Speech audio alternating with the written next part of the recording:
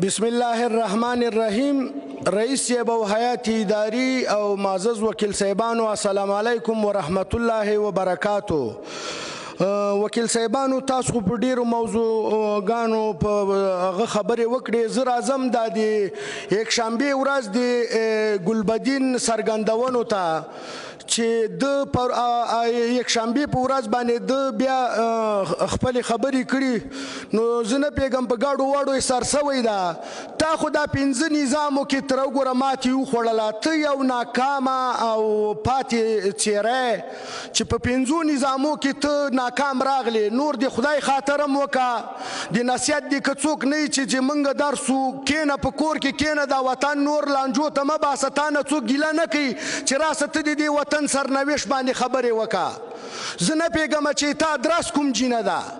راځم دې ته چې که دا وارې که دغسې کار دې وکړه، موږ د تا په وړاندې راجګېږو، د تا د خلکو د تا د پلویانو په وړاندې موږ اقدام کوو. موږ دغه د تا په سر باندې دا وطن بیا په لانجو ته نه بیایو.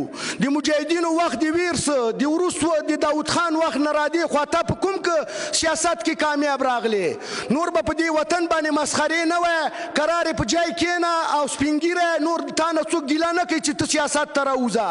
تیار نظام جوړ چې ته کې راننوځې بیا هغه نظام ګډوډ شي. نو نور غوښتنه مې درنه دا ده چې نور حرکات مه کوه. که حرکات دې وکړه د تا په وړاندې باندې موږ راجګېږو، حرکات هم کوو، مظاهرې هم کوو، او نه دې منو نه دې غواړو. نه تا نه څوک ګیله کوي چې ته په سیاست کې وغږېږه. دا څرګندونې د دې وطن په خلاف دي، د دې وطن په ورانولو دي. د تېرې ورځې چې دا کومې څرګندونې کړي، نور د خدای په لیاز ځان چپ کم د غلی نه نوځه، تا نه څوک ګیله نه کوي. بل راځم رئیس صاحب رحماني، تاسو د 9 په بودیجه کې دغلته د کمرزاني صاحب د یو بودیجې رئیس دغلته ګزارش ورکاو او ټولې معاملې کړې وې. ما نه پرېښودل دغه میزو چې رئیس صاحب رحماني توجه دې غواړم.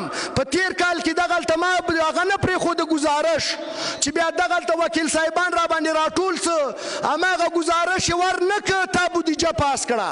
نو رئیس صاحب د خدای په خاطر د ملت د افغانستان په خاطر په دې باندې دغه وکیل صاحبانو ته ته وایي رحماني خو هغه ګریوان نه ده نیولې. که ته وغواړې ته د موږ رئیس یې ته دې کې هغه را مخکې کوی سې. هغه چا خبره منجګري وکړه، دا پاس که دا بودیجه پاس که. موږ هېڅ هم نه غواړو، اول لکه نه ده، زه هېڅ هم نه غواړم دې بودیجه کې. راتلونکي کې یو بل هغه پلان ورته جوړ کړئ د را روان کال لپاره. بیا به دغه لانجې نه وي، دغه تعطیل به نه وي.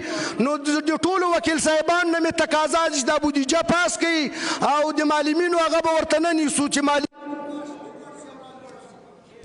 تشکر محترم دکتر. یک دقیقه دیگه وقت بده شاپور صاحب که گپش باید. نو رئیس صاحب تقاضا مې تا نه دا ده چې ته د هغه کې د موږ تالار کې ته منجګري وکړه.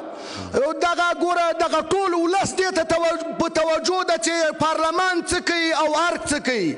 که د دې وطن بچی په دې منځ کې ته سوله وکړه، موږ هم د دې وطن بچي. موږ په بودیجه کې هېڅ هم تعطیل نه غواړو. دا څه چې تعطیل کې راوستی، دا مننه ترې کوو، کور یې ودان او نور د بودیجې کمیسیون خو چې دی نه ده چې اوس ټول یو څو کسان به کې ښي، هغه به څه نه غواړي، او یعنې یو تعداد کسان دي چې هغه خپلې منافع پکې لټوي.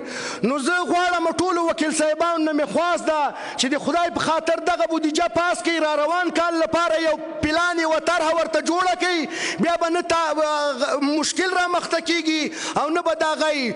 نو بل راځم دې ته چې د صرافانو خبره ده، د ټرانسپورټ خبره ده، د ګمرک خبره ده چې ټول تجاران له هغه سره مخ سوي دي. حکومت نه مې هم تقاضا ده چې دوی سره مرسته وکړي په دې ټولو برخه کې. او مننه رئیس صاحب د وخت نه د کور ودان. تشکر محترم دکتر.